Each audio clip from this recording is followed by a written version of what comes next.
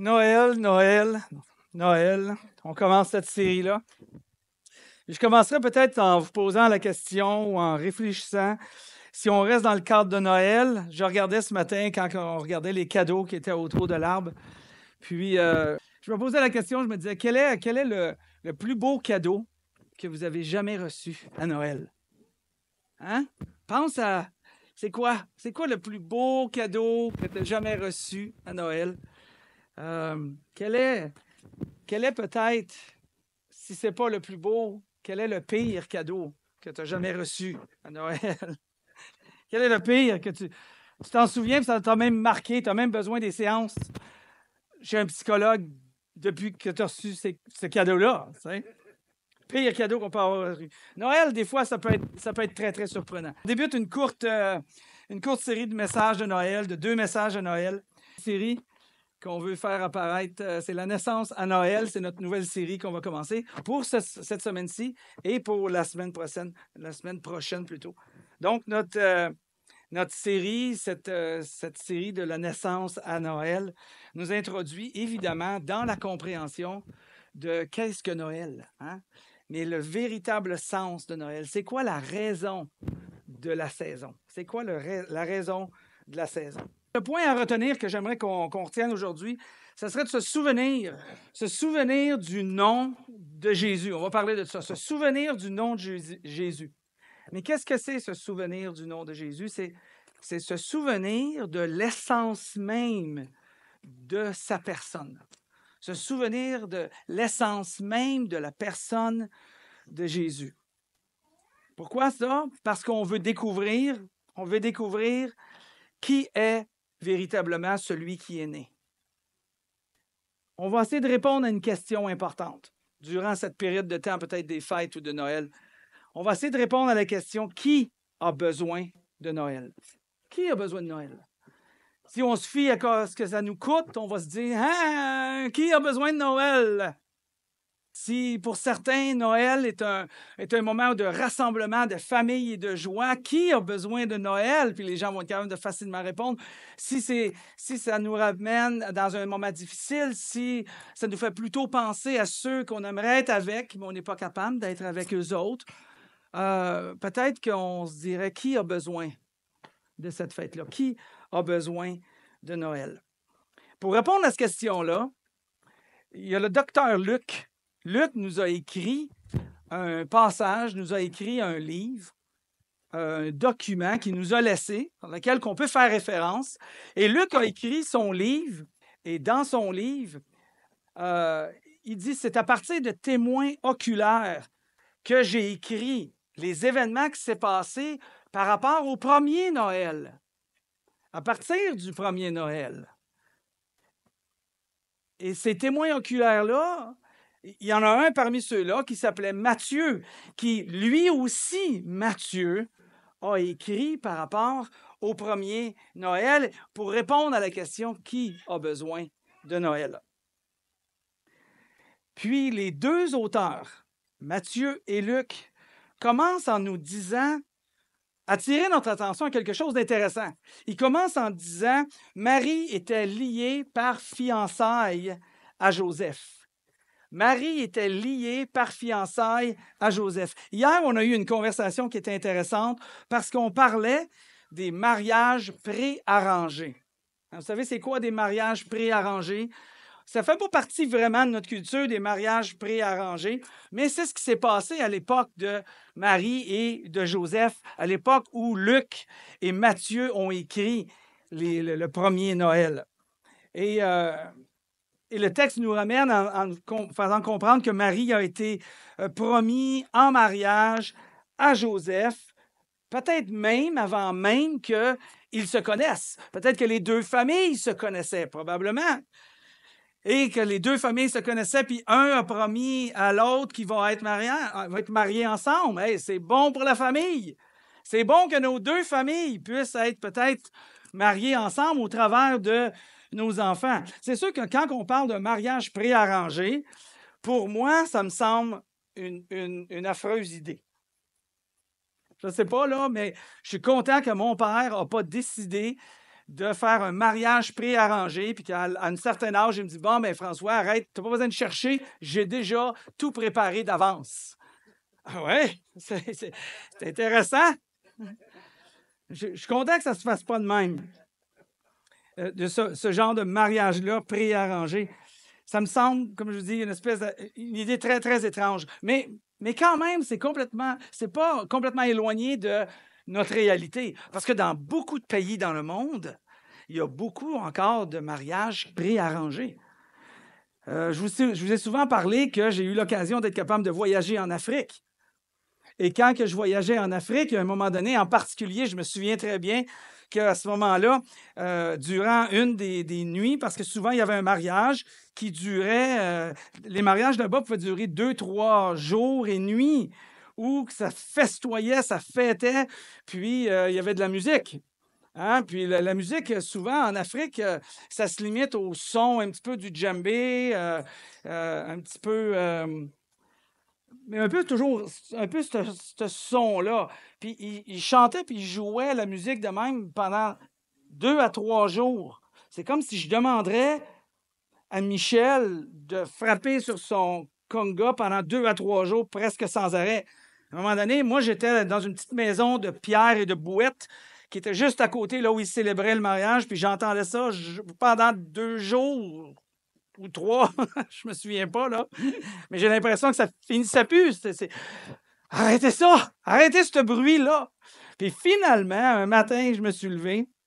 Et quand je me suis levé, le mariage, finalement, était conclu.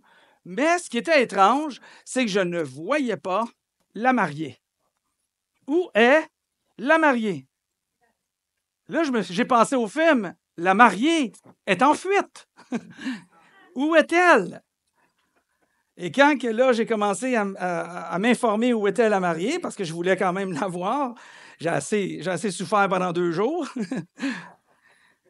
Puis là, l'imam, qui se trouve à être l'équivalent d'un prêtre, mais du côté musulman, l'imam avait marié l'homme et la femme malgré l'absence de la fiancée. La fiancée ne s'était pas présentée du tout.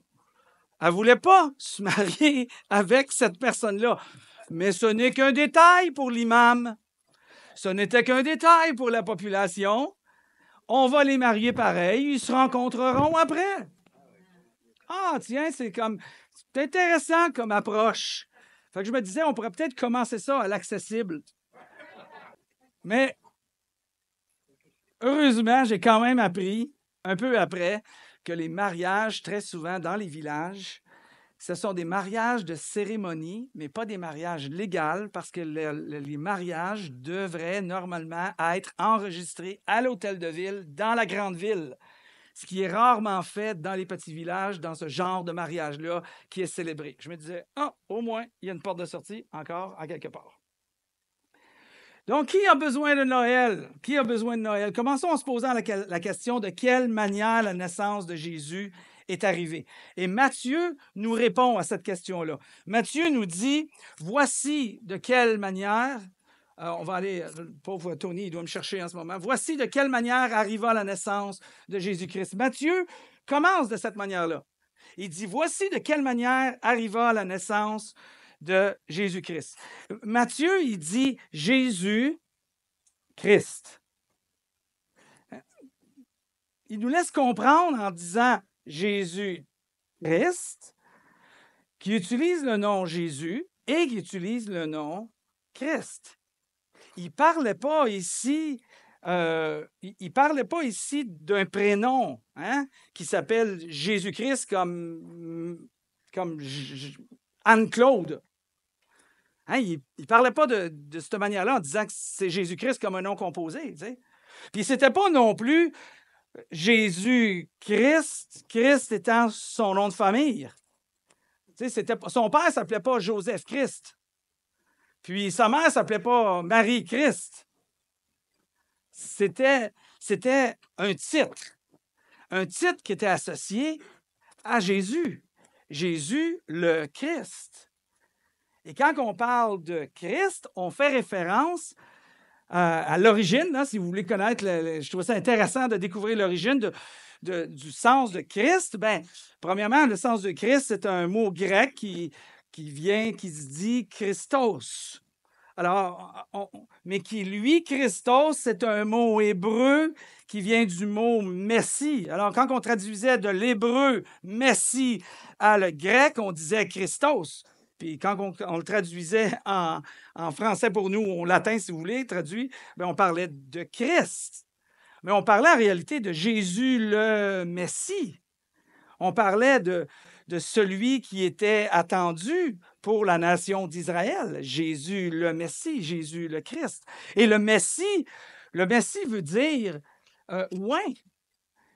Alors, c'était celui qui avait reçu l'onction, celui qui était... Quand on parle d'une onction, c'était une cérémonie qui était rendue publique, qui faisait appel à une personne par rapport à son titre, par rapport à son service, par rapport à ses fonctions divines.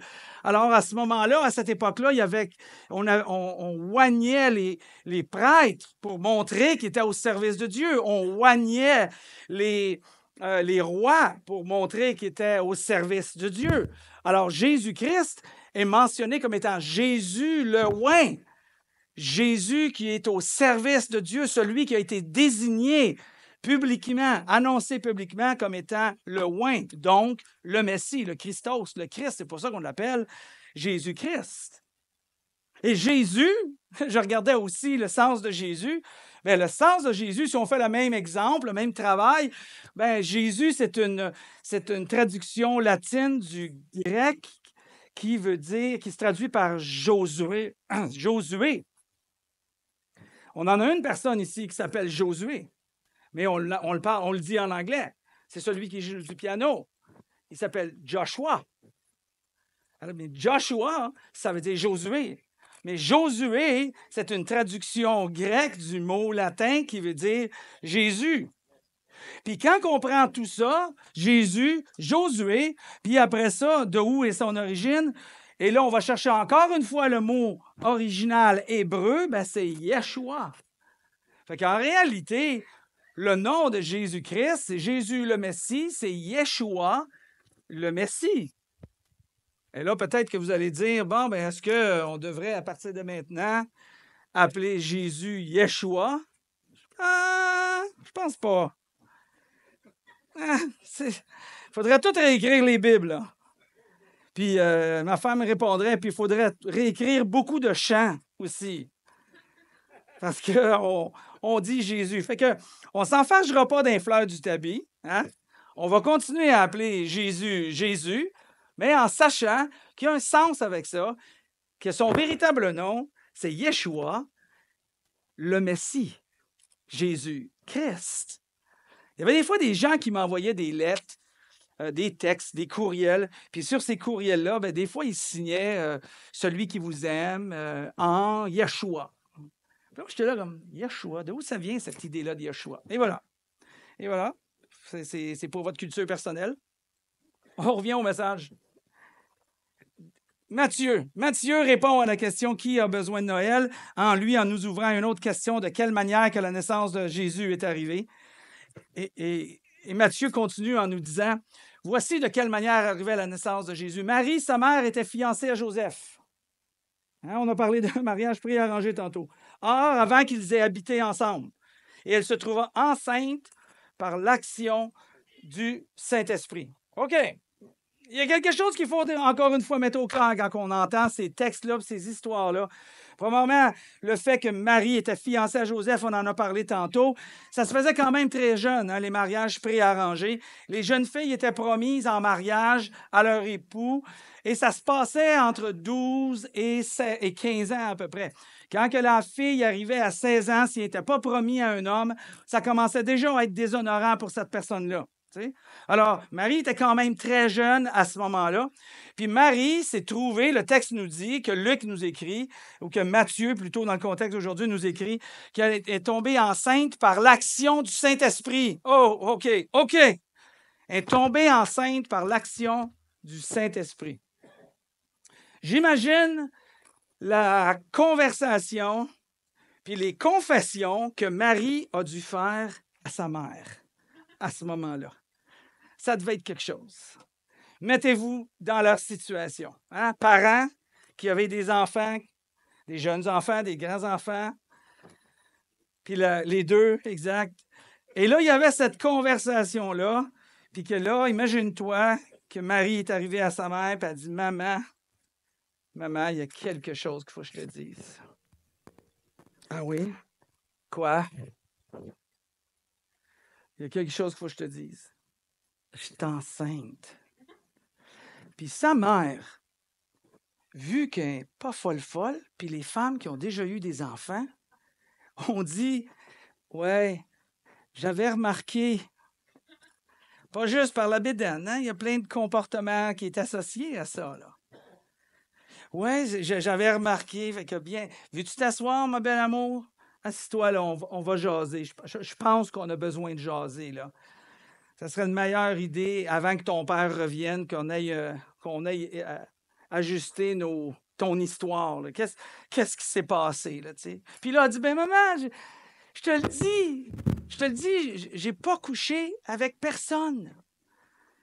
OK, mon amour, t'as pas besoin d'avoir peur. Tu sais, tu peux me dire la vérité, tu peux m'en parler. Je vais être là pour t'aider, puis je vais comprendre, puis on va chercher des solutions ensemble. Maman, je te le dis, j'ai pas couché avec personne. OK. Alors, peux-tu quand même expliquer comment ça se fait que tu es enceinte? Ben, elle dit, un ange m'a dit. Là, sa mère, ben oui, en plus, elle en fume du bon. L'ange a dit, tu es bénie, une grâce. L'ange a dit, il a dit, maman, je te le dis, regarde, il a dit, tu es bénie, une grâce t'a été faite. Tu seras enceinte d'un gars et tu le nommeras le petit Jésus. Et c'est de là qu'elle sort le petit Jésus. Et le Seigneur lui donnera le trône de David. Fait que là, Marie a dit, ben j'ai répondu, comment est-ce que c'est possible? J'ai jamais couché avec personne. Puis là, l'ange me dit, le Saint-Esprit viendra sur toi et la puissance du Très-Haut te couvrira de son ombre. Puis là, j'ai répondu à l'ange, je comprends pas ce que tu veux dire. Ma mère m'a jamais expliqué ça. J'ai pas compris. Fait que maman, je ne sais pas qu'est-ce que l'ange m'a dit. Je comprends pas qu'est-ce qu'il voulait dire quand que la puissance du Seigneur viendra sur toi, il te couvrira de son ombre. Je ne sais pas qu'est-ce qu'il vraiment il voulait dire par là. Mais tout ce que je sais, c'est que ce qu'il a dit, c'est ce qui est arrivé parce que je suis enceinte. Wow, quelle conversation à avoir. Ça ne veut pas dire que toutes vos filles, si vous arrivez avec cette situation-là, qu'il faut laisser faire, en disant, oui, mais la Bible est écrite. OK. Alors, Joseph nous raconte en nous disant que son futur mari était un homme juste. Il ne voulait pas la livrer au déshonneur. C'est pourquoi il se proposa de rompre ses fiançailles sans en ébruiter la raison. Hein? Parce que Joseph, là, je pense que lui aussi, il avait de la misère à gober son histoire de le petit ange m'a dit, là. Puis là, mais par contre, il l'aimait. Puis en plus, Joseph, c'est un bon gars. Joseph, il voulait pas, le texte nous dit, Joseph ne voulait pas la déshonorer, il ne voulait pas l'exposer. Hein? Parce que si Joseph avait pris la loi de Moïse littéralement noir sur blanc, puis aurait été rigide et dur et sévère parce que c'est écrit, c'est ça que Dieu dit, la Bible dit, sans comprendre le sens du pourquoi de ce que Dieu a dit, qu'est-ce qu'il fait, ben ça serait vu comme un acte d'infidélité, puis on aurait dû la lapider, on aurait dû la tuer au seuil de la porte, selon les textes de loi qu'on retrouve dans Moïse. Mais Joseph était partagé entre la loi, mais la grâce aussi. Puis de toute manière, à ce moment-là, le peuple d'Israël était sous le régime romain, c'était complètement interdit que de prendre une personne, que parce qu'elle a été infidèle, de la lapider au seuil de la porte. À moins que cette personne-là qui tue une autre personne sur le seuil de la porte finisse lui aussi en prison, puis traduit pour meurtre par la loi romaine de l'époque. Alors, il s'est dit, je vais rompre en cachette, je vais rompre discrètement, je ne vais pas y faire honte, je ne vais pas la diffamer. Puis là, le texte nous dit qu'il réfléchissait au projet. C'est juste ça. Il réfléchissait au projet quand un ange du Seigneur lui apparut en rêve et lui dit, Joseph, descendant de David. Juste avant, on a de la misère un petit peu matin. Ne crains pas de prendre Marie pour femme, car l'enfant qu'elle porte vient de l'Esprit Saint. Ah ah! Enfin, quelqu'un confirme que ce que Marie vivait. Mais c'était quand même étonnant pour les gens à ce moment-là parce que personne ne s'attendait à ce qu'une fille vierge tombe enceinte par la volonté d'une force extérieure. Hein? C'était pas prévu dans les plans, ça. C'était pas prévu dans les plans. Certains vont penser, ou peut-être Joseph a pensé, peut-être d'autres ont pensé, la mère de Marie a pensé, oui, mais il y a un texte dans Ésaïe, il y a un texte dans le livre d'Ésaïe qui faisait référence que c'est écrit, que Ésaïe a écrit, la fille vierge va connaître un homme et elle va avoir un enfant, mais je veux dire, elle ne connaîtra pas un homme, puis elle va avoir un enfant. Mais ce n'est pas tout à fait ce que le texte dit dans Ésaïe. Il dit juste que la fille vierge va être enceinte à un moment donné. Mais il n'y a rien qui dit qu'elle va être enceinte sans avoir couché avec un homme. C'est pas ça que Ésaïe dit. Bien au contraire. Bien au contraire, pour le peuple d'Israël à ce moment-là, qui attendait le Messie, qui faisait référence aux prophéties de l'Ancien Testament, de la loi pour eux autres, en prévision du Messie qui allait venir, le oint, le sauveur d'Israël, le sauveur politique d'Israël. Au contraire, il devait avoir une origine d'un homme. Ça devait être de génération de père en fils. Le Messie, justement, dans leur tête, devait venir de la lignée paternelle du roi David, de génération en génération en partant du roi David. Alors, on ne s'attendait absolument pas, il n'y a pas personne qui s'attendait à cette idée-là, que oui, la Vierge sera enceinte, mais simplement par la volonté de Dieu, sans avoir habité avec un homme bien auparavant. Alors, le texte, Matthieu continue à nous écrire en nous disant, elle donnera naissance à un fils et tu l'appelleras Jésus. C'est lui, en effet, qui sauvera son peuple. C'est lui qui sauvera son peuple.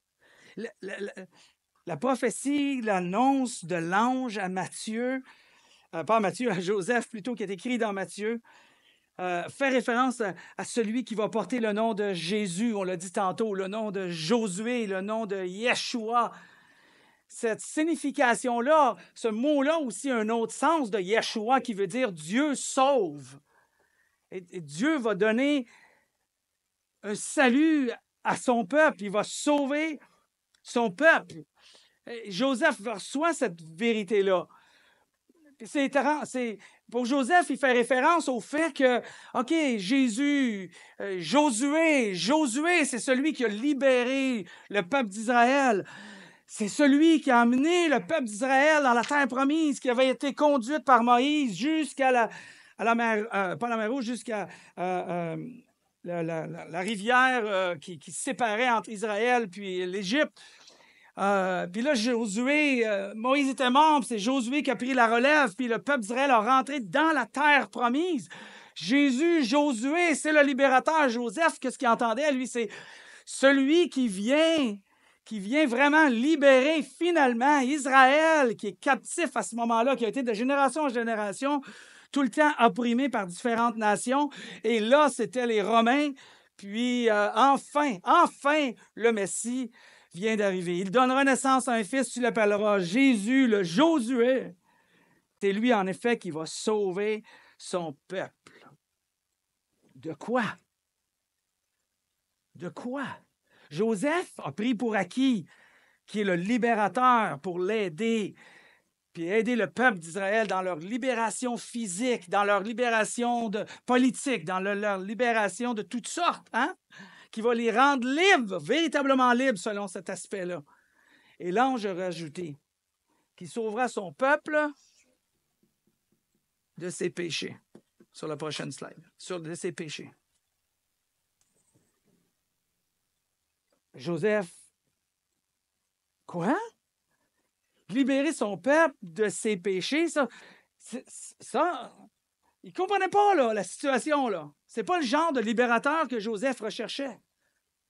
Attendez, là. Cette réponse-là de ses péchés est la réponse à notre question de ce matin. Qui a besoin de Noël? Qui a besoin de Noël? Joseph a dit de ses péchés. Mais c'est pas ça que j'ai besoin dans ma vie. C'est pas ça qui sont les véritables besoins de nos vies, certains pourraient penser, Joseph pourrait penser. Et là, peut-être que Joseph est arrivé avec ce qu'on appelle la pyramide de Maslow. Vous avez déjà entendu parler de la pyramide de Maslow? La pyramide de Maslow, c'est une pyramide qui est faite aujourd'hui, qui nous permet de découvrir les besoins essentiels d'un individu. Hein? Peut-être que Joseph est arrivé avec ça. Ben non, les besoins des gens qu'on a besoin, le sauveur, on a besoin de physiologiquement, là, on a besoin de Jésus pour manger, puis pour dormir, puis pour boire. C'est les besoins primaires. Puis après ça, il dit à l'ange, peut-être on a besoin de sécurité, hein? On a besoin de sécurité, puis il continue en disant, oui, on a besoin aussi de sentiment d'appartenance, de sentir qu'on fait partie d'une communauté. On a besoin des besoins d'estime, hein, d'estime de soi, où on a besoin d'accomplissement, d'avoir accompli des choses. Mais on n'a pas besoin de Jésus pour nous sauver de nos péchés.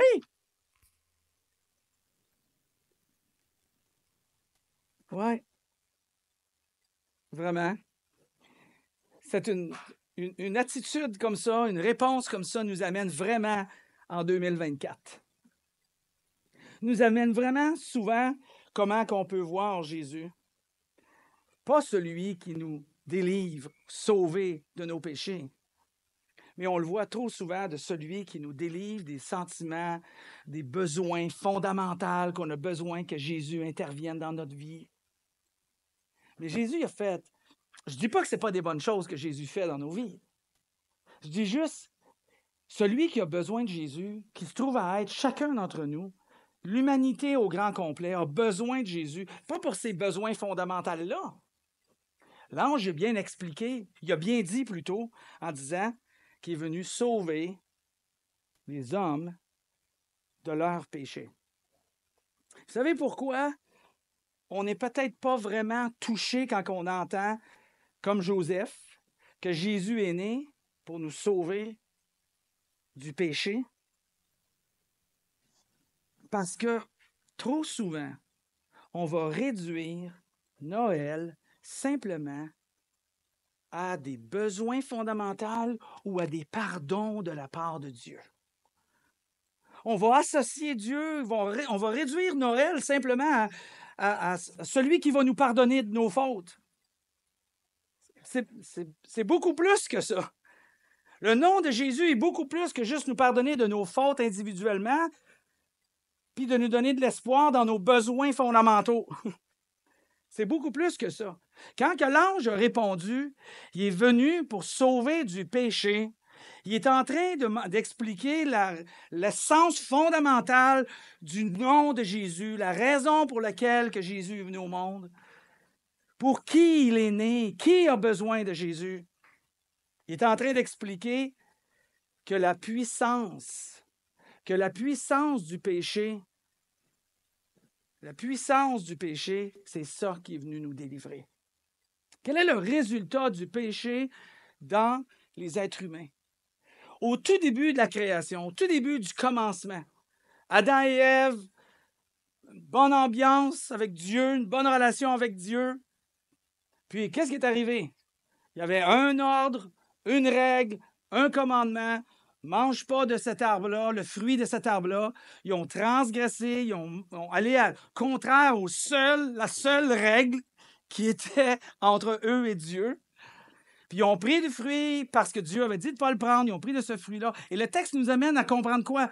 Et là, au moment où ils l'ont pris, ils sont morts. Ils sont morts. Le péché, c'est ça que ça fait. Ça entraîne la mort. Je ne parle pas de nos fautes de tous les jours. Je parle de l'essence fondamentale de ce que Jésus est venu faire, c'est de nous délivrer de cette mort-là. Quand on pense à Noël, quand on parle de Noël, on ne parle pas simplement de nous délivrer de nos besoins fondamentaux, de nous pardonner des erreurs qu'on fait de tous les jours. Non, Jésus est venu délivrer de la mort avec le gros M, qui rend les gens captifs, qui crée un sentiment de peur.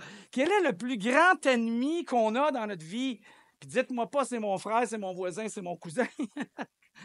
Le plus grand ennemi qu'on a dans cette vie qui a été conquis à la croix, hein? C'est le péché. C'est-à-dire la force ou la puissance de la mort dans notre vie. Et c'est ça que Jésus est venu conquérir. C'est ça qu'il est venu donner sa vie. C'est pour ça qu'il est né et c'est pour ça qu'on célèbre Noël. On célèbre Noël parce que Jésus est venu donner sa vie de façon que la mort n'ait pas de force ou de puissance pour ceux qui croiront en lui. C'est extraordinaire qu'est-ce qui s'est passé. C'est bien plus que nos besoins fondamentaux. C'est beaucoup plus que d'être pardonné de nos fautes ou nos erreurs du quotidien. C'est beaucoup plus que nous enseigner la moralité. C'est beaucoup plus que nous encourager à avoir un bon comportement les uns envers les autres. C'est beaucoup plus que ça. Il est venu enlever la force du péché dans notre vie. Il est venu enlever la mort. Et il est venu donner la vie à chacun de ceux qui croient en lui. C'est extraordinaire qu'est-ce qu'il est venu faire à Noël. Pour qui il est venu? Qui a besoin de Noël? Tous ceux qui sont encore dans ce carcan, dans cet esclavage-là du péché. Mais je ne parle pas des erreurs, encore une fois. Je parle de cette idée-là qu'ils vivent sans espérance, éloignés de Christ, sans même comprendre le grand amour qu'il a donné en donnant sa vie de façon à ce que la mort ait plus de puissance sur chacun d'entre nous. L'apôtre Paul, il résume ça comme ça. Il dit, dans le passage, il dit, « Le salaire que verse le péché, c'est la mort. Le salaire que verse le péché, c'est la mort. Mais le cadeau, c'est parfait. Temps de Noël, saison des cadeaux. C'est le plus grand cadeau qu'on peut avoir. Le plus grand cadeau, c'est de reconnaître justement qu'est-ce qu'il y a dans l'emballage. Et dans l'emballage, c'est que le cadeau de Dieu, c'est la vie éternelle dans l'union avec Jésus-Christ, notre Sauveur. Ça, c'est un cadeau. Et c'est ça qu'il est venu nous donner. Qui a besoin de ce cadeau-là? Qui a besoin du cadeau que Dieu a donné en délivrant et en donnant la vie à tous ceux qui le veulent? C'est le plus grand des cadeaux que Jésus a donné. Le texte nous dit, et je termine avec ça. Le texte nous dit, il dit, quand Joseph se réveilla, il agit comme l'ange du Seigneur lui avait ordonné et prit Marie comme épouse. Il a agi en fonction de ce qu'il a entendu. Se souvenir du nom de Jésus, de célébrer Noël parce que justement, c'est le nom de Jésus qu'on veut souligner, c'est de réaliser qu'au travers de son nom, c'est lui qui donne le salut. C'est lui qui donne le salut. Joseph a agi de ce qu'il a entendu. Comment nous, on va agir en fonction de ce que Noël qu'on va célébrer cette année? Comment on va agir? Est-ce qu'on répond à ce grand amour qui a été donné ou on laisse passer ça comme de l'eau? Si vous voulez, on va prier, on va demander à Dieu qui nous aide dans ce Noël de sensibiliser à cette réalité-là de Jésus. Père éternel, on te prie, Père éternel, pour que tu nous aides à réaliser le grand cadeau que tu nous as donné de Jésus, le grand travail qu'il a fait, de donner sa vie justement pour que la mort ait plus de force sur nous, que la puissance de la mort ait plus de force sur nous. Merci, Seigneur, pour ceux et celles qui ont reconnu le nom de Jésus, sachant qu'il n'y a aucun autre nom par lequel on peut être sauvé que celui de Jésus-Christ. Permets à ceux, Seigneur, qui ne l'ont pas encore découvert, qui n'ont pas encore compris que c'est le seul nom qui vient faire la différence, que tu touches la vie de ces gens-là, que tu les aides à arriver à cette réalité-là. Seigneur, on te demanderait que ce Noël soit le Noël du salut pour beaucoup de personnes et que tu permettes qu'au travers de l'accessible, on soit capable de rejoindre des gens pour que Noël soit vraiment la raison pour laquelle que ça devrait être célébré. Le nom de Jésus qui a donné sa vie pour enlever la mort, la peur de la mort, mais donner une espérance éternelle. Et c'est en ce nom précieux qu'on te prie, Père. Amen.